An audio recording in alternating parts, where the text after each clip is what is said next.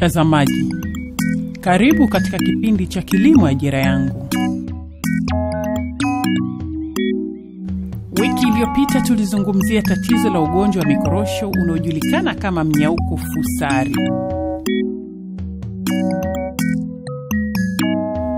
Ugonjwa huu umejitokeza mkoani Lindi, wilaya Liwale, katika vijiji vya Legeza Mwendo pamoja na maeneo mengine ambayo watafiti wanaendelea kufuatilia.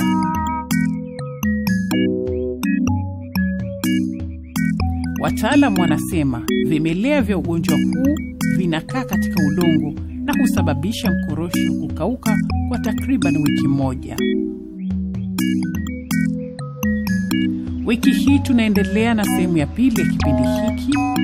Tumeona jinsi mikorosho inavyoathirika na ugonjwa huu.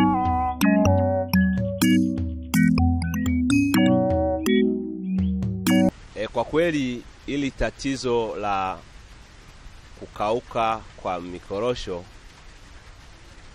limeanza kujitokeza katika baadhi ya maeneo yanayolima korosho, na hapa Liwale limeonekana katika kijiji hiki cha Legeza Mwendo.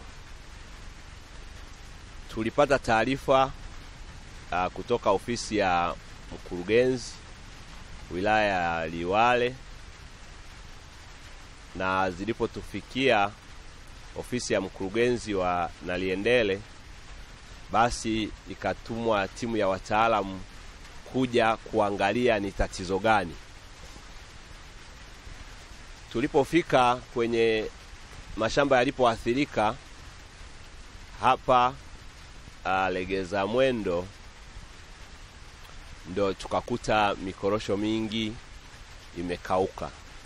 Sasa kwa kutumia uzoefu tuliweza kujua ni nini tatizo kubwa hili la mikorosho kukauka. Hasa sababu yake ni ugonjwa, na ule ugonjwa unasababishwa na vimelea. Vimelea hivyo vinaitwa fusari. Kwa hiyo ni ugonjwa wa kukauka kwa mikorosho unaoitwa mnyauko fusari. Vimelea hivyo ni vya kwenye udongo. Ni tofauti na magonjwa mengine ambayo tumeyazoea kama ubwiliunga, kama blight. Vimelea vile viko hewani na vile tumekuwa tukivitibu tu kirahisi na mikorosho haikauki. Si ndio jamani? Lakini huu hapa chanzo chake ni kwenye udongo. Kwa hiyo vile vimelea vinakuwa kwenye udongo, vikipata nafasi, mazingira yakiwa mazuri kwao, na kukawa kuna kama vidonda kwenye mizizi, ndio maeneo ambayo vile vimelea vinaweza kuingilia. Kwa hiyo vikishaingia vinaenda kwenye mirija ya mkorosho. Mkorosho unahitaji chakula, mkorosho unahitaji maji ili uweze kuishi, si ndio? Sasa maji yanakuwa yanatakiwa yatoke chini, yapande juu, yaende kwenye maeneo mbalimbali ya ule mkorosho. Lakini pia hata chakula kinatakiwa kitoke juu kupitia kwenye majani, kisambae mpaka chini kwenye mkorosho ili uweze kuishi. Sasa kinachotokea, vile vimelea vikishaingia kwenye mizizi, vinaenda vinaziba mirija inayopitisha maji na virutubisho vingine kwenda juu kwenye mkorosho. Kwa hiyo kama maji yatakuwa hayaendi juu kwenye mkorosho, matokeo yake ni nini jamani? Ni kwamba mkorosho ule utafanya nini? Utakauka.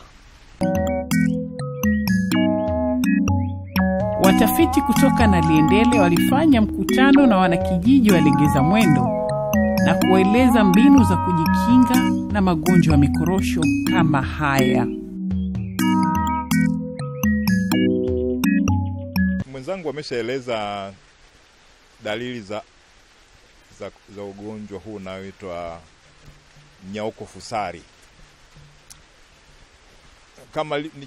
Kama mnakumbuka, amesema kwamba kuna mirija ambayo inapitisha maji na virutubisho vya kulisha huu mmea unaitwa mkorosho, na amesema kwamba mirija ile ambayo inapeleka tawi fulani la mkorosho itatoa dalili ya kukauka matawi hayo. Kwa hiyo ina maana dalili nyingine kwa maelezo hayo, unaweza kuta mkorosho huo upande moja umekauka matawi yake, mengine kwa bado mabichi. Ni dalili ya kutofautisha na magonjwa mengine ambayo tumeyazoea. Kwa hiyo ukikuta mkorosho wako upande moja majani mengine yamekauka, mengine hayajakauka, uanze kuhisia hilo. Sasa baada ya maelezo hayo, nini sasa tufanye kama hatua za awali za kuanza kudhibiti ugonjwa huo? Amesema mwenzangu kwamba ugonjwa huu unasafirishwa au unaenea kupitia udongo au kwenye mizizi, kutoka mzizi mmoja wa mkorosho ukigusana mzizi mwenzake inaweza kaingiliana pale. Sasa tahadhari ya kwanza, tunashauri wakulima wasizalishe miche mikorosho kwenye maeneo ambao ugonjwa huu umejitokeza. Usichukue mbegu za korosho kutoka kwenye shamba ambalo limeathiriwa na huu ugonjwa. Lakini pia si vyema ukatwe matawi ya mikorosho iliyoathirika uyapeleke nje ya shamba lile.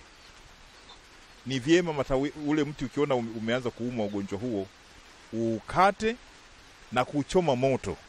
Utasaidia kupunguza kuenea kwa ugonjwa. Na pia tunashauri wakulima wasizoee kutumia mapanga ambayo wasitumie mapanga ambayo imekatia mkorosho ulioumwa kwenda kukatia mikorosho ambayo hayumwi.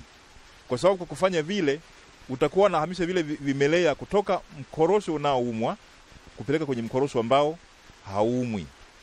Kuna baadhi ya maeneo tumeweza kutembelea pia tukakuta mkulima anashangaa, shamba langu liko kijiji hiki, lakini shamba lingine liko mbali na kijiji hiki, labda pengine hata kilomita 10 kwenda kijiji kingine, kijiji cha pili. Shamba la hapa lina ugonjwa, lakini shamba lingine tena kwingine linaanza tena na ugonjwa. Tufanye kwa mfano, una shamba kwenye kijiji A, lakini shamba lingine liko kijiji B au C. Katikati yake kuna shamba mengine ya wakulima wengine hayana ugonjwa, wewe shamba lako lina ugonjwa. Unakuta baadaye shamba lile la kwako liko kijiji kingine kile na lenyewe linaanza ugonjwa. Sasa wengi walikuwa wanajiuliza, kuna nini kimetokea pale? Kwa nini shamba la hapa lina ugonjwa na lile kule tena linafuata ugonjwa? Kuna nini pale? Kwa hiyo kuna kwa mtu pekee na hisia za kuna kitu hapo. Sasa sababu yake ni kwamba ukitumia panga au shoka kukata mkorosho ambao una ugonjwa kwenye shamba liko kwenye kijiji A, panga lile ukienda kukatia mkorosho kwenye kijiji kingine au shamba lako lingine, imana umeambukiza ule ugonjwa kutoka shamba fulani kwenda shamba lingine. Sio kwamba pale kunakuwa labda kuna kitu kimefanyika mashaka. Hapana. Wewe mwenyewe utakuwa umehamisha vile vimelea kutoka kwenye shamba lako lililoko labda hapa Legeza Mwendo, ukaenda kuvipandikiza kwenye shamba lingine liko kingine. Kwa sababu ni shamba la kwako na mikorosho ni kwako, utakuwa umelihamisha kutoka kwenye shamba lako la Legeza Mwendo kwenda shamba la liko kwenye kijiji kingine. Sasa kwa tahadhari tunasema kwamba ni vyema kama umetumia panga au shoka kukatia mkorosho ulioathirika kwa ugonjwa, usikatie mkorosho mwingine mpaka ule panga au shoka uliunguze kwenye moto, yani libabo kwenye moto kiasi ambacho wale wadudu vimelea vitakuwa vimekufa. Huu ni ushauri ambao ni wa kimsingi sana, tuzidi kuzingatia hilo. Na pia tunashauri tena kwamba kuni lisitolewe kwenye shamba ambalo limeathirika na ugonjwa kupeleka nyumbani, kwa sababu utakuwa unabeba pengine vile vimelea kutoka shamba moja kwenda shamba lingine bila kujua. Hizo ni tahadhari za kimsingi sana. Lakini lingine tunashauri kwamba kama mlivyofanya, ukiona kuna dalili za aina hiyo, toa taarifa kwa wataalamu wa kilimo walio karibu na wewe ili tuweze kusaidiana kudhibiti ugonjwa. La msisitizo ni kwamba tujitahidi kuzingatia kwamba ugonjwa huu unaenezwa kwa njia mbalimbali, ikiwa ni pamoja na kutumia vyombo ambavyo unakatia mkorosho ulioumwa, ukakatia mkorosho ambao hauumwi, unakuwa umeeneza ugonjwa. Lakini pia kubeba mbegu kutoka kwenye shamba ambalo lina ugonjwa kupeleka shamba ambalo halina ugonjwa, au kupeleka kwingine kokote kule. Lakini pia ukitumia udongo uliko kwenye shamba ambalo lina ugonjwa ukaenda kupandia mbegu labda kwenye viriba, ina maana utakuwa unabeba ule udongo wenye vimelea vya ugonjwa kupeleka sehemu nyingine. Nadhani hapa tumeelewana. Yeah. Na cha msingi kingine ni kwamba kama nilivyosema, tuwe makini kwa tatizo lililojitokeza, kwamba ni tatizo ambalo linaweza kupata ufumbuzi. Ufumbuzi wa awali kabisa ni kuzuia usienee kwenye mashamba mengine. Na kama una mbegu, una miche, basi kama una shamba lingine liko nje hapo, nje shamba lile ambalo lina ugonjwa, panda kwenye shamba ambalo halina ugonjwa ili kuwa na uhakika kwamba umepanda sehemu ambayo iko salama.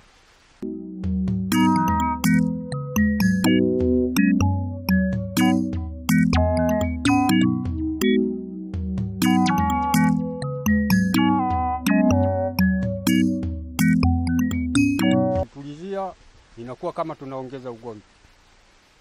Kwa hivyo ubiliunga kwa kweli nao hapa unaleta utatizo hivi. Kwa hivyo swala hilo nalo lijulikane katika maeneo haya, huo ubiliunga umetawala sehemu hizi. Kwenye swala la ubiliunga tunasema sio mkulima ameeleza kwamba ni changamoto, lakini nafikiri kikubwa kwa sababu majibu tunayo, viuatilifu mbalimbali vya kudhibiti huo ubiliunga vipo, na ukifanya katika muda muafaka unaudhibiti kabisa. Labda anachoweza kuwashauri wakulima, muasiliane. Uzuri tunaye bwana shamba wa karibu kabisa hapa, Mr. Shabani. Mkiwasiliana naye karibu kabisa, tuna uhakika na anavijua aina mbalimbali ya viuatilifu na namna ya upuliziaji, na yeye yuko tayari kabisa kuwa nanyi na kuwasaidia, na tunategemea kwamba utadhibitiwa vizuri. Asante sana. Kwa jina naitwa Rehema Rashidi, mkulima wa Legeza Mwendo. Nachoomba kuuliza kama hivi shamba limeasilika, miti imekauka, je, akikata hii hapa anaweza akapanda ingine, itakuwa vile vile aiza ugonjwa utaendelea? Kama tulivyosema mwanzoni, huo ugonjwa unakuwa kwenye udongo. Sasa ukipanda mkorosho kwenye eneo lile, sio kwamba wadudu watakuwa umewaua, watakuwepo. Sasa tunashauri hivi, kama una shamba lingine nje ya pale, ni vyema upande sehemu ambayo hakuna ule ugonjwa, kwa sababu utakuwa unapanda eneo ambalo tayari ugonjwa upo na wadudu wale wapo. Kwa hiyo hakutakuwa na uhakika sana kwamba inaweza ikakuwa salama au la. Lakini pia ifahamike hawa wadudu kama tulivyopata maelezo ya mwanzo, hivi vimelea vinaweza kukaa kwenye ardhi miaka mingi sana. Vitakuja kujitokeza pale ambapo hali inaruhusu vimelea kushambulia mkorosho. Kwa hiyo kama una shamba lingine ambalo halina dalili hizo, na miche hiyo ni mipya ulionao, mbegu nyingine zote zile, ni bora ukapande sehemu ambayo hakuna ule ugonjwa. Mimi mikorosho yangu ni midogo, ile seli mikorosho inanichanganya. Sababu ile mikorosho nimepanda ndani kuanzia mwaka jana mpaka leo, ile mikorosho haitaki kukua na majani yanakauka juu. Kwa hapo inanichanganya, tatizo sielewi ni nini. Kwa naomba na liendelee nisaidie nipate nijue mikorosho kwa nini haikui. Sababu mojawapo inayochangia mkorosho ukiwa mdogo kukauka juu alafu karudi chini ni udhibiti wa wadudu wanaoitwa mbu wa mikorosho. Usipopiga dawa zinazoshauriwa na wataalamu kwa taratibu inayotakiwa, kinachofanyika ni kwamba wale wadudu wanaitwa mbu wa mikorosho huwa wanafyonza kwenye kile kitawi ambacho kiko laini, na ikiendelea vile ule mkorosho unaanza kukauka kuanzia juu kurudi chini. Ikifika ile sehemu ile komaa, basi ukaukaji unapungua, unasimama, hali yawe kiruhusu, unachipua tena. Kwa hiyo ushauri wangu ni kwamba wasiliana na wataalamu wa kilimo karibu na wewe, upate maelekezo mazuri sana ya namna kutumia madawa ya kudhibiti wadudu wanaofyonza mikorosho. Mmoja wapo itakuwa ni mbu wa mikorosho. Na kimsingi hakuna mkorosho unaweza kukua vizuri bila matunzo, bila huduma. Huduma moja wapo ni kudhibiti wadudu wanaoharibu mikorosho. Moja wapo ni mbu wa mikorosho. Japo sijafika shambani kwako bado, nitafika niangalie, ila dalili za awali zilizoelezea, unapotokea mkorosho hujaudhibiti, hujautunza kwa kuweka mazingira ambayo yatazuia wadudu wasiufyonze, dalili inakuwa ni kama hizo. Vitawi vile vilivyokuwa laini, vichipukizi vile vitakauka, na sababu ya kukauka ni kwamba yule mdudu akifyonza inasababisha ukaukaji uanzie juu kurudi chini. Na itafika mahala sasa, ikisha tulia, basi unaanza kuchipua upya. Na unaweza kama miaka mingi usipate mkorosho ambao umfikia sasa inatakiwa. Kwa hiyo zingatia utaalamu ambao wakulima wataalamu wanashauri, matumizi bora ya madawa na viwango ambavyo vinatakiwa. Mmeniambia kwamba vidudu vipo katika ndani ya udongo, na ile shamba tayari limeshaingiliwa na ugonjwa, na ile shamba kama alivyoelekeza kwamba lina ekari 8. Kwa hiyo ina maana tayari limeshaingiliwa. Kwa hiyo ina maana hapa mimi makazi tena yanakuwa hayapo. Sasa mimi kwa maisha haya sijui mtanisaidiaje, sijui. Kwamba kama shamba limeathiriwa na ugonjwa huu mnyauko fusari, ina maana unakuwa umeathiri mikorosho. Mazao mengine ya chakula hakuna tatizo kulima, unaweza kulima ukapata chakula pale, lakini kama vile yanauzika unaweza kauza. Kwa swala la mti wa mkorosho, huu ni mti, ukifa lazima upande mwingine, na najua kwamba hutavuna baada ya mwaka mmoja, yani ndani ya mwaka mmoja. Sasa uamuzi hatua za haraka kabisa za kwanza, ndio maana tunasisitiza lazima kwenye mikorosho yako, hata unapanda shamba jipya, upande na mazao ya msimu ambayo utapata mavuno mwaka huo huo. Kwa mfano ufuta, mazao kama karanga, choroko. Lakini kwa mkorosho kama ulivyo, hauwezi kusema utapanda mwaka huu na utavuna mwaka huu.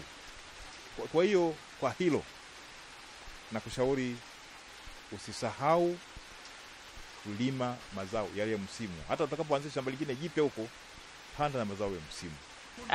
Asante. Lakini katika mazao kama mazao ufuta sijui, mbazi sijui, kwamba zile zinaenda kwa mkataba. Kifuta kama mbazo kipanda hazina hela, bado wewe umelostika. Ufuta kama ufuta hauna uhakika kwamba utauzwa kwa bei gani, bado wewe. Lakini zao la korosho tulikuwa tunaitegemea kama kupata gunia 2, lakini ilikuwa nisaidia. Sasa mimi shamba langu lote eka 8 limeishia. Nikipanda mbaazi hazina issue, nikipanda ufuta ndio vile vile. Sasa sijui itakuwaje.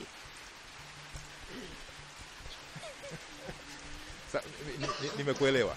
Inaumiza, nimekuelewa na inaumiza. Lakini sasa ugonjwa ndio huu, ugonjwa ndio kama ulivyo. Sisi tutafanya kila tuwezalo kuhakikisha kwamba ufumbuzi unapatikana. Sasa kwa sasa chetu cha msingi ni kuzuia usienee kwenda maeneo mengine. Mimi alipofika hapa mabwana shamba pamoja na bwana shamba huyu hapa Shabani, wakanishauri kwamba bwana hapo utafute dawa ya kudhibiti ugonjwa huu. Tumie kaleti eza duduo. Na nikafanya hicho kitu, nikachukua cullet nikapuliza, akaniambia puliza eka moja kwanza. Nikapuliza eka moja yote hii mpaka mwisho.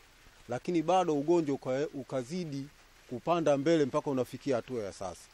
Kwa maana hiyo sisi wakulima kama wakulima, kinachotokea kikitokea shambani natakiwa tumfuate bwana shamba aliko, tumwelekeze, yule anatoa ushauri, ufanye hivi, ufanye hivi, ufanye hivi. Kama unavyozungumza mheshimiwa mtaalamu, na ni kweli hamuna nafasi ya kusema kwamba pembejeo hizi tunampelekea mtu fulani. Yani dawa natakiwa tutoe sisi wenyewe mfukoni, tukanunue, tuje tudhibiti kwa masharti ya mtaalamu jinsi anavyokuelekeza. Kama ukisema tungoje serikali, kama serikali tuletee, inakula kwetu. Na mimi niliyafanya hayo mwaka jana mwezi wa 6 mpaka kufikia sasa hasara zake na nani yake naona na inazidi kuangamia.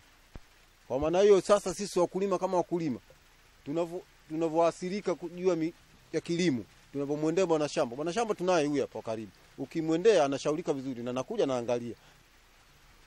Kwa msimu wa kilimo 2017-18 katika vijiji hivi vitatu ambavyo nazungumzia ni Mikunya, Legeza Mwendo na Tuungane, vilikuwa na tatizo kubwa la mikorosho kukauka.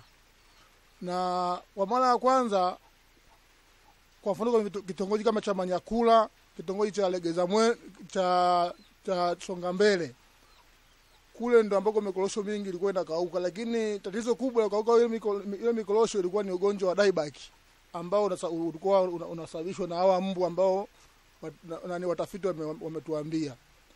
Kwa hiyo hata tulipokuja kwenye hili shamba kwa mara ya kwanza, tulivyoona hizi dalili, kwa sababu ni ugonjwa mpya kwetu, moja kwa moja tulikuwa tumefikiria kwa mara ya kwanza kwamba itakuwa ni dieback. Na ndio maana tulikuwa tumemshauri huyu mkulima kwamba atumie zile dawa za wadudu ili tuone kwamba mabadiliko itakuwaje. Lakini hata hivyo kwamba baada ya siku zilizokuwa zinazidi kwenda, maana yake kwamba yale mashamba mengine yalikuwa ambayo tuliwashauri kwa yameendelea vizuri, lakini hapa na mashamba mengine ambayo yako pale mbele, hayo ndo alikuwa bado ugonjwa unafanya nini, unaendelea. Kwa hiyo pale sasa tukajua kwamba hii sasa sio dieback, bali itakuwa ni tatizo jingine. Na ndio maana sisi kama wataalamu tukawa tumeomba wataalamu kutoka kituo cha utafiti na Liendele waje hapa kwa ajili ya kufanya utafiti kuhusiana na tatizo hili.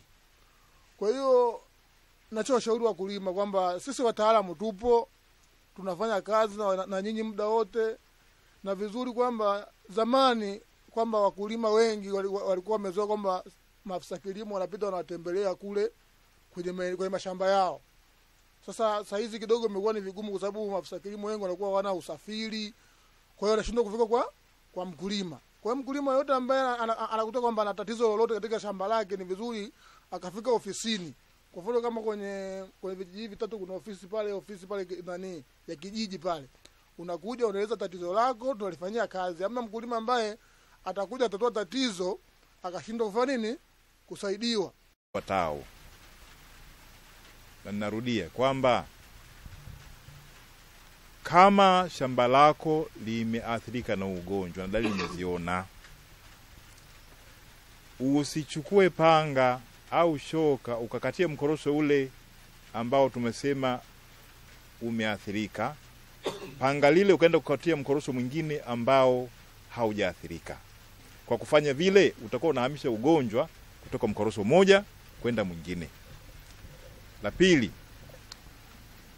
mkorosho ambao umeathirika na ugonjwa, hakikisha unaokata na kuchoma moto ukiwa pale pale. Chombo utakachokatia huo mkorosho usikitumie kukatia mkorosho mwingine ambao una ugonjwa bila kukibabua kwenye moto. La tatu, hakikisha kwamba hauchukui kuni au mbegu kutoka kwenye shamba ambalo limeonekana lina huo ugonjwa. Na la lingine ni kwamba isioteshwe miche au mbegu kwenye kutumia udongo ambao uko kwenye shamba lililoathirika na huu ugonjwa wa mnyauko fusari. Na lingine sitiza, endapo mtaona dalili za aina hiyo kwenye mashamba mengine yoyote yale, wasilianeni na mtaalamu aliye karibu na nyinyi ili tuweze kutambua namna gani ugonjwa huu unaendelea, na wajue jinsi gani kuweza kupeana ushauri zaidi jinsi ya kudhibiti. Na nyinyi mlioko hapa mchukue ujumbe mwape na wenzenu pia, kama nilivyoeleza mwenyekiti, namna gani ya kudhibiti ugonjwa iwe ni kama tahadhari kwetu wote. Na lingine ni kwamba haikatazi kulima mazao mengine kwenye shamba hilo, vitu kama mazao ya msimu kama mihogo, yanayostawi maeneo hayo, pandeni ili shamba liendelee kutumika kwa mazao mengine. Na washukuruni sana kwa kuamua.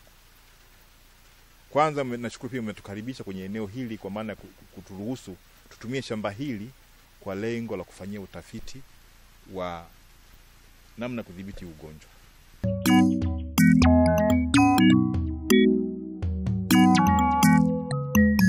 Mpaka hapo tumefikia mwisho wa kipindi hiki. Usikose kuangalia kipindi kingine cha Kilimo Ajira Yangu wiki ijayo, muda na wakati kama huu. Asanteni.